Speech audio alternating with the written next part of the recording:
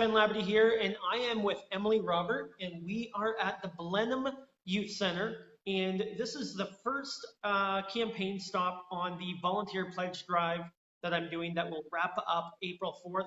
So the idea is to learn all about the organizations, service groups in the community, what they do, and how we can get involved, and how we can get involved as volunteers so that you can figure out which organization works best for you and volunteer. So, Emily, thank you for having me here. Thanks for coming out here on this icy, windy, cold February day. Yeah, the roads are a little bit slick Yeah, it today. was very slushy and crunchy. It was very weird. Trying to get up to the back door with the recycling bins outside was a nightmare this morning. But And you got to be careful. So if you're driving under trees, you got to watch out for the yes, ice bombs I coming down. did see a lot coming off some of the street signs too, like flying down the road. And I was like, oh, well, yeah, everybody stay home if you need to stay home. Yes. Okay, so we're here. We're learning about the Blenheim Youth Center. Okay, so what is the Blenheim Youth Center? What is the Blenheim Youth Centre? So we have evolved quite rapidly in the last 13 years. We've been in this building.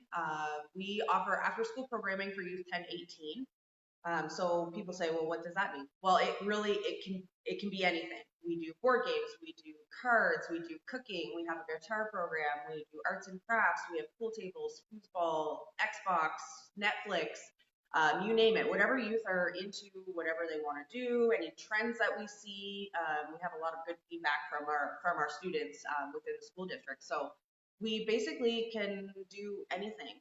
We've gone on field trips, we utilize the local pool, we make sure that the kids know when there's free skating, free swimming. They may not be physically in our building, but we like to make sure that they get out and get involved. We let them get involved with the community, other organizations, events. If we want to have a youth presence, we say, hey, can we pop by with some youth? And usually they're more than willing. We also have a helping hands program where our youth can go out when we haven't had a lot of snow this year, luckily, but they can go out and shovel snow for seniors, help carry in groceries. We do leaf raking. Everything's free, obviously. We want to get the youth in a positive aspect out in the community outside of our building, and help them, go out there and talk about what they do at the youth center. We get involved with the school. Hudson and I are program coordinator right at Baird Literacy Day this year. So we like to be present too so that kids know that the space is available to them, because some of them really just don't know what's here. So we can literally do anything. I like to say sky's the limit within reason. My program staff are the sky's the limit. They're the fun people, and I'm the within reason because I gotta, make sure the lights stay on and things like that. So So this is for any youth. any youth between the ages of 10 and 18. We do have youth that when I started here are now older, so I still try to touch base with them to make sure that if they need help with a resume or they need help finding how to navigate through a social system, they can't come and participate in our programming per se, but they still know how to get in touch with us that they can try to help navigate other organizations that may be best suited for them. And it started out as, what did it start out as? Because it wasn't just for anybody right away, was it? Well, it was, but it was more sought. There was a need for youth to have a place to go. It was a local police officer approached our board president, Penny Wilton. She's a realtor here and was familiar with the area. And he said he had moved here and said, like, there's nowhere for young people to go. And kids were out doing things that they shouldn't have been doing, vandalizing, breaking into cars, things like that. So it started off with the premise that there just needed to be a space for these youth to come where there was adults and it was supervised, and that, and then it evolved into these youth were taking advantage of speaking to an adult and getting help for issues or finding other services, maybe something just, wasn't meshing for them, and figuring out how to navigate them through that. And now it has evolved into for everyone. It's not, for at-risk youth, although, it is a great place for at-risk youth to come because there are caring adults that can help them navigate through that. But it's literally for any youth 10 to 18 that want to have fun, hang out with other kids, be around other people. Sometimes we can see up to 30, 35 youth, depending on the day, depending on what we're doing. Are we going to see people come in today on like this crazy snow day? No, it's probably going to be pretty quiet today. We're typically only open from 2 until 8. We open early for PA days and things like that. But because the schools are completely closed and there's no buses running, a lot of our kids do walk. They live in town, but I think with the way the weather is, I think it's going to be pretty quiet today. So awesome stuff. So how's this whole thing funded? We are completely funded on grants, donations, and fundraisers that we do. So Okay. yeah, that's where a lot of our volunteer impact comes in, is with our fundraising initiatives, our board of directors. We also want to have people in the building helping supervise youth during regular program time. And just, it's great for when they get in here and understand what we do to go back out in the community and let people know what we do, other than the staff telling them what we do all the time, right? And you have birds. We do. We have one bird, we have a snake, a fully grown ball python, and we have Is that what's over there? yes, and we have an 18-year-old leopard gecko as well. Leopard? Yes. We did have more birds, but Not there's to be only one confused left. with gecko. Yes, that's right. Okay. Awesome stuff. So, let's get to the volunteers. If I want to come here and volunteer, what would I be doing? Well, you just touched on a little bit. yeah, But so we have multiple programs that run. We have volunteers that help with our cooking program. So they come in Tuesdays and Thursdays, they go right to the kitchen, the youth go in there with them, they help them, use the knives properly and how to do dishes and different dishes that we're cooking, help read recipes. We have a lot of youth volunteers that would be coming in here to get their 40 hours community service. So they can do things like they help us, sweep and clean, wash the windows. They help set up program supplies. They help the staff carry out any programming that they're doing or getting youth to be involved in the programs that are running, or simply asking youth if they want to play pool. Do you want to play a game of pool? You want to play a game of foosball? Keeping those kids engaged in something. We can also do things that if there's something that you like to do, you know how to sew, you know how to paint, and you want to come in and teach the kids how to do that activity, we're open to that as well too. If you have a niche there that you want to do. So if somebody's interested, they want to, carpentry or get involved. A lot of help comes again through the fundraisers. We always need a lot of manpower. Some of our larger fundraisers takes a lot of volunteer hours, so the more the merrier. Running barbecues and car washes, our Survivor Challenge that's coming up in June, shameless plug right here. We do need a lot of volunteers for that. We do utilize a lot of our youth volunteers, but it's great to have some adult volunteers around too to help out, set up, tear down, recruit other volunteers, things like that. So what is the Survivor thing? What is this? Survivor sounds fun. Yeah, it's a lot of fun. I've competed twice myself, and everybody's like, "Oh, I don't know if I can do it," but it's like what you see on TV, like Survivor. Only we scale it down. We haven't made anyone eat bugs yet. That could change. Nobody's eating slop for No one's eaten slop for a week. It's kind of a combination of Amazing Race, Big Brother, and Survivor all in one. Okay. So it's 24 hours. They live in Memorial Park here in Blenheim. So people sign on to be contestants. And that's the park right across here, right? No, it's over by the pool. Okay. At the baseball diamond. Yes. So they sign on to be participants. Last year we had 8 teams. So they've signed up as pairs. The last couple of years they always had a partner. They would compete in a series of challenges from Friday evening all the way until Saturday afternoon. Okay. And you vote people off. Most of all, you raise money for the youth center. So contestants go out and pay pledges for a few months leading up to it. I'm starting to recruit right now. And then they compete in physical, mental challenges for 24 full hours. They sleep in the park. We make them do crazy things in the middle of the night. And then there is a sole survivor or sole surviving team, and they win. Typically, the last few years, it's been travel vouchers, right? So they can go on vacation. So yeah. I'm not scared of a little vacation myself. I know, it's a lot of fun. People are super nervous. They don't really know what to expect from Survivor, but there are some pictures and videos on our Survivor Facebook page to kind of get an idea of it's just crazy, a lot of fun. And we raise anywhere between $30,000 and $50,000 for the youth center for a year. Yeah. That's amazing. Yeah, it's awesome. Anthony Scott, he says, thank you on behalf of Blenheim and South Kent. Well, thank you, Anthony. All you do. That's good stuff. So how many volunteers do you currently have? Per year? Per year, we usually see between 20 and 30 volunteers. That could skyrocket. We have a lot of youth that are getting on board with their volunteer hours early, which is awesome.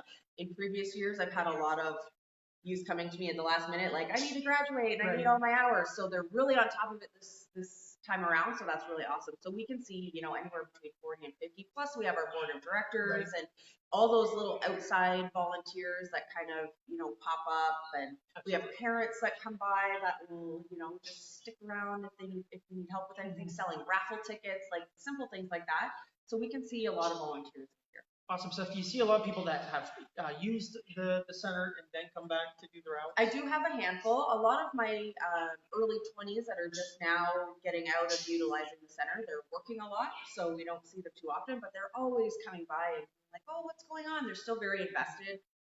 We've had a lot of really good news stories where youth are, like thanking me. I see them out in the community and they're like, thanks for having that, because I don't know what I would have done if I didn't have a youth center from 14 to 18, like just a place for them to go. Well, just thinking in my head, I'm thinking my son's 11 and my daughter's 9, and there's really nowhere in Chatham specifically to kind of go, I don't think, for just to kind of hang out with friends and just have that. They got to pay to go somewhere and they got to be there for a certain period of time. So this is kind of pretty cool. It is pretty awesome. And that's the thing, all of our programming here is free for our youth. Yeah. Always free. Sometimes there's minimal cost depending on what we're doing. Sometimes we'll take them to the movies, they pay for their ticket, but we transport them there. Other times we go to Toronto. We went to Canada's Wonderland last year. Didn't cost any of our youth anything. We paid for the tickets, we paid for the bus, we paid for everything. So we really want to make it inclusive for everyone to be able to participate. And we've also had opportunity where we've partnered with other organizations where if we do have a youth that wants to play baseball or wants to go take swimming lessons and maybe can't really afford it, or they have, they're doing other things, we've been able to connect them with other services so we can get that paid for them so that they can participate in those things. And it may not be with us, which I like to have them in the building, but we just want to make sure that they're engaged and doing really awesome things. That's awesome. Brent, I wish I could hang out there. Place is awesome. You guys are doing great things. Thanks, Brent. That is awesome. What can a volunteer take away from here? So a lot of volunteers, they want to get involved to, expand their network in the community, get to know the community better. For youth, it's kind of put it on the resume to for future employment and other opportunities in school. So what can a volunteer take away from this? I think a volunteer can take away just seeing that the impact that, just the little things, like just playing a game of pool with a young person could really make or break their day. A lot of kids, sometimes they're at school and they're not really having a great time. They don't like going there, but as soon as they're away from there, we can discuss that in a not, it's in a different way. We're still talking about it, but it's not so much pressure for them. We can just say, well, did you know that this exists? Or we can help you in this way, or I know someone that can help you. And they really, it takes a lot off of them. And kids are really stressed out, very young. And a lot of it is very minor. So helping them be able to take that and work through it and come out on the other side a very different mindset is a huge thing. And if you're here, volunteers that are here for years and years, they see kids. I know even myself, I've been here for about 7 years now. And my kids were like 12 when they started here, and now they're in their 20s. And it's like, they have jobs and some of them might have families, and really just seeing what that process is makes me feel old, one. But also it's really rewarding to see that even when I see them out with their kids on the street, they stop and say, oh, how are you? Like, how's it going? Or, some of the kids that are still struggling, and I see them and I still ask them how they are and still let them know that there's still help out there for them, even though they technically can't hang out here. We can still help them through that, or, have connections that can do that. So volunteers walk away with a real sense of they have made a difference, whether they're here for a very small amount of time, whether it was for an event. Helping an event run like Survivor, where an organization can raise $50,000, is very significant, because that $50,000 keeps us operating for a really long time for the year. And how many youth use the center per year, would you say, coming in? Oh gosh, well, since we've been open and in this building, I've registered to date 877 youth have come through this building at least once in 12 years. And we see probably on average, it can range anywhere from about 67 to 116 individual youth each month. So it just depends on the month. We do have trends where it's slower. Summer seems slower because we're open longer hours, but we actually see more youth. Sometimes in the summer we lose some youth because we have a lot of rural youth that come here because they take the bus into school. Right. So in the summer when they're not taking the bus into school, we don't necessarily see those particular youth because they live out in rural lying areas, right? And that's actually a large number considering the population of the Blenheim area. Yes. Right. So do we know the population of Blenheim? I don't know what I want to say. I want to say it's 4,000. Okay, we'll go with 4,000. Yeah, so it's around that. I was born and raised here. I left temporarily to go to school, but I remember growing up in this community. I went to Blenheim District High School. I went to Hart Raleigh, so I know what the kids lacked. So having a place like this would have been awesome when I was a young person. Yeah. Just, not having to register and it's kind of awesome right now. Yeah, it's quiet too. It gets pretty loud in here. My program staff can attest to that. But there's another project that we're underway right now. It's called our Youth Action Team. Okay. So Dylan is our coordinator for that. He couldn't be here today, but it's recruiting a group of youth, some high school youth and some elementary school youth, to help run programming in the center. So they would develop what youth want to do. So it's for youth by youth approach. So they would be responsible for doing the minute to win a games. They come up with what they want to do and they get the youth to participate and they run it out a few times a week. And then they're meeting regularly. We're giving them some training, some leadership training, learning how to run a meeting, things like that. So skills that they wouldn't necessarily figure out how to do. I know I didn't figure out until I went to like college. That's when I figured out how to do those things. So it's giving them kind of again, like you said, an opportunity to put stuff on their resume, use us staff as references. I do that a lot. A lot of our youth that have moved on, they use me as references, which I'm very more than happy to do. Especially if they volunteered their time and I can attest to the work that they did. And it's hard for young people to get jobs when they don't have experience. So things like this, volunteering in a place like this, gives them experience, just not paid experience. Awesome. So tell me what we got here. We got a pool table over here that you guys can't see. Behind us, we got foosball. We've got computers with internet access. So we do homework as well too. We like to get kids. Sometimes when they go home, they won't do their homework at home. So we try to catch them all. I always did my. I never did my homework. But I always say, the kids are like, oh, I have homework. I'm like, okay, well, what subject do you have? Because that will depend on what staff you talk to. Because if it's math. So you guys help with homework? Yes, we help with homework. So if it's math, it's not an Emily project. That's a Hudson project. If it's anything else, science, English, art. I'm also not the greatest at drawing. So depending on the art project, Jada's fantastic artist. She's one of our high school part-time staff. We try to make it work. We do have connections where we do know some tutors that we can hook them up with, some older high school youth we've connected with at the high schools before that will come in and tutor as well. So we try to make everything feasible. So it's a one-stop shop. We also offer our back room space that you can't see either for other organizations to meet with clients. Ways has used the space, Restorative Justice can use the space. So then that way, transportation is a huge issue for young people. So trying to make sure that there's a space where they can access, it's open, and it's available so that people don't have to worry about trying to get to Chatham or wherever their caseworker may be. So. Yes, okay. You are the best. A lot of people just love Thanks, you. Jada. Jada's our part-time staff. So. Okay. Awesome stuff. So thank you very much for being on here. How do people get a hold of you to volunteer now? We want people to do the pledge drive April 4th, but before that, how can they get a hold of you? They can contact us via email, our Facebook page. We love it when people come into the center because a lot of people don't really know what this space looks like until they're in here. So we welcome people to come in. They can email us, they can call us, Facebook. However, Instagram. Maybe we should do a little tour. Should we do a little tour? Sure, absolutely. Hey guys, I'm just going to mess this up and we're going to do a little tour and I'm going to follow you around. Let's do this. It's a little under construction. We had a flood in November. All of our brand new flooring had to get re-ripped out. So we're working on getting that fixed. So it'll be a really. So this is the construction area, by the way. Yes, this is my new office being built because I've never had this many staff as we have right now. So the staff office is getting very tiny. So we have another office being built for me to go over there and I get to do all the boring paperwork, boring stuff. So I get a quiet space.